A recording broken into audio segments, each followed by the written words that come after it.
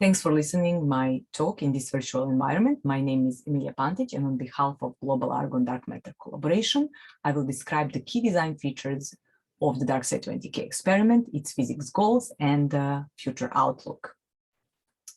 The DarkSide 20k experiment is targeting high-mass dark matter search region, as it is shown on this plot of WIMP mass versus WIMP nucleon cross-section. The bands of blue and red curve that you can see here represent the sensitivities of DarkSide 20k, which gradually approach the gray region, the so-called neutrino floor. In order to reach these projected sensitivities, the background free exposures on the order of 200 ton-year are required, and there are several key technologies that are enabling that, and I'm going to briefly describe them. DarkSide 20k detector will be installed underground in the Gran Sasso National Laboratory in Italy. Starting from the center, 51 tons of low radioactivity argon is contained within the dual phase time projection chamber that's housed then inside the neutron veto, also shown on this sketch across cutout sketch. A neutron veto composed of the passive octagonal shell made of the gadolinium-loaded acrylic, which is then sandwiched between the two active liquid atmospheric argon buffers. The neutron veto is then surrounded by the copper Faraday cage, immersed into the passive liquid atmospheric argon buffer, and contained in a membrane-style protodune-like cryostat vessel.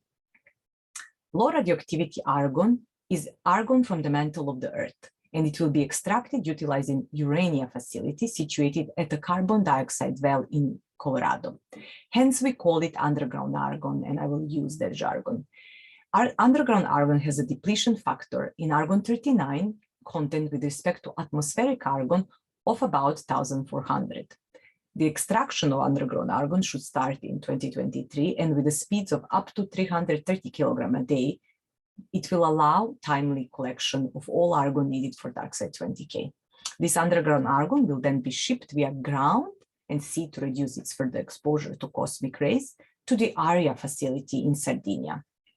ARIA facility will house 350-meter tall cryogenic distillation column, and it will be able to effectively chemically purify underground argon with high speeds up to 1 ton per day.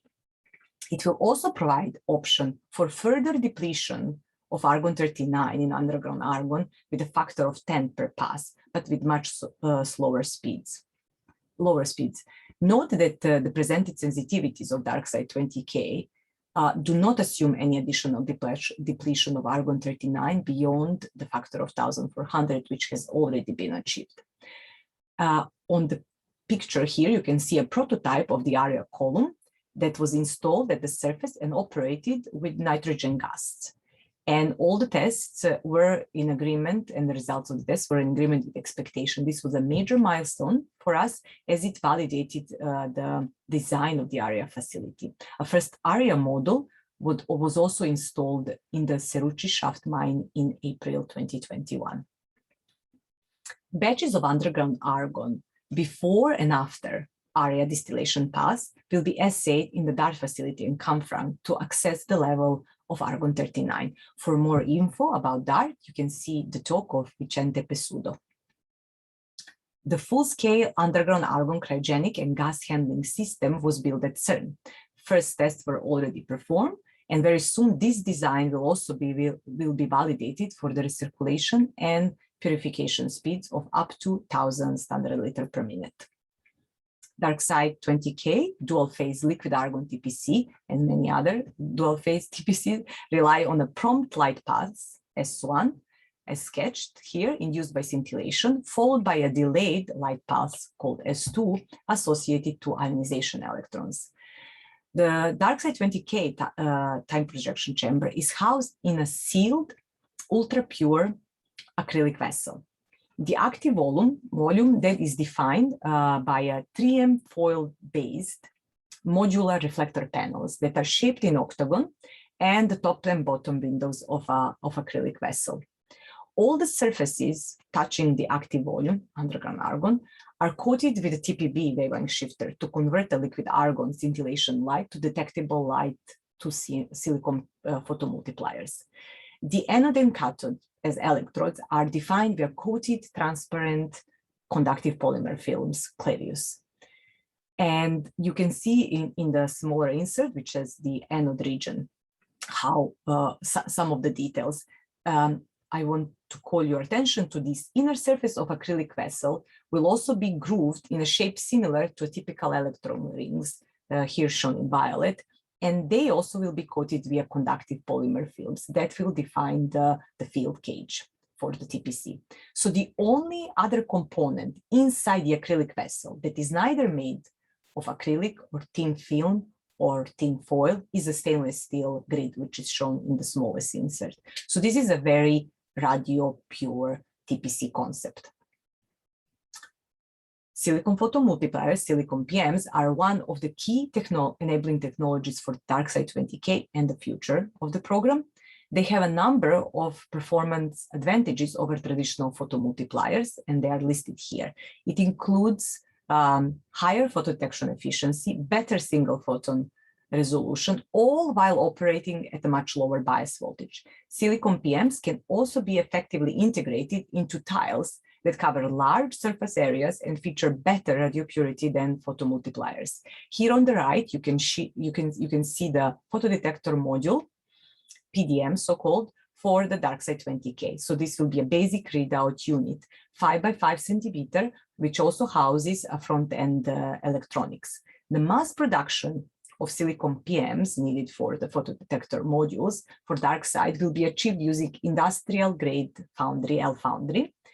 Then the NOAA facility at LNGS for assembly and packaging of these photodetector modules, and finally, Naples test facility for testing of PDMs. DarkSide 20k will use FBK, low field, near UV, high density packaging, high-density packaging silicon PMs arranged into the photodetector modules that I already described.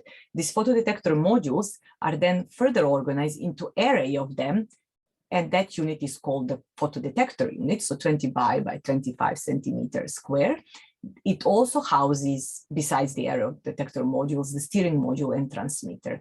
Now, these photodetector units then are arranged to complete the top and bottom octagonal silicon PMT array, and those are placed outside the acrylic vessel. The near future technical goals for DarkSide 20k are the operation of the DarkSide Proto Zero shown on the slide on the left. So this is a small detector that features two photodetector units at Naples facility, which will be used for S2 optimization study.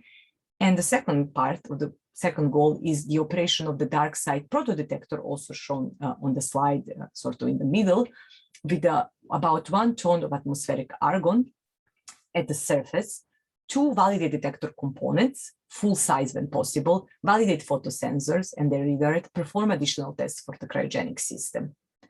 And you can see some of the pictures showing an ongoing work for the DarkSide Proto.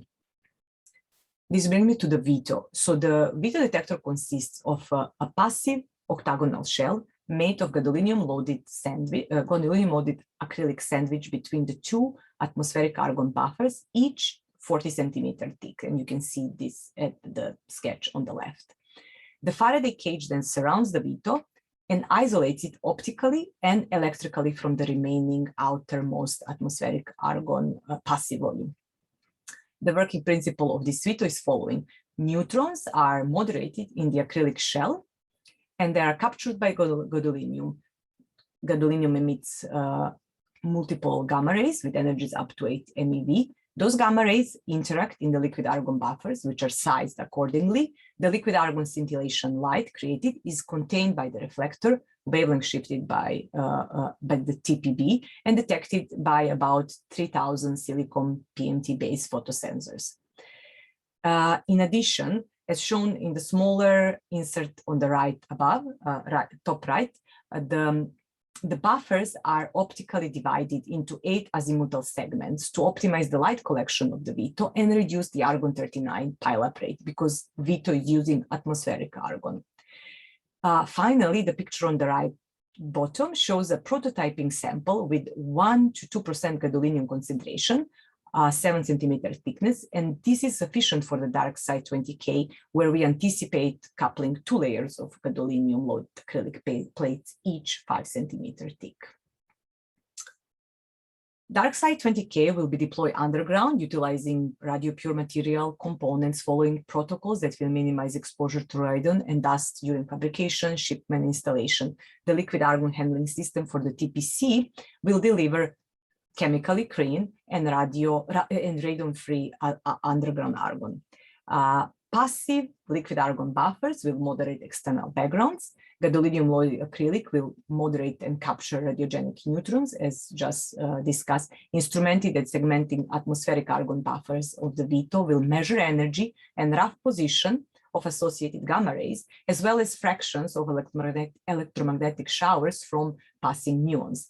The dual-phase TPC will employ calorimetry on both S1, S2 signals, pulse shape discrimination of S1 signals, the most powerful rejection argon detector can offer, with up to 2.4 times 10 to the 8 rejection power against the backgrounds interacting with electron clouds around argon nuclei, so-called electron recoils. It will also employ S2 over S1 rejection, 3D positioning, as well as other more complex algorithms for background rejection.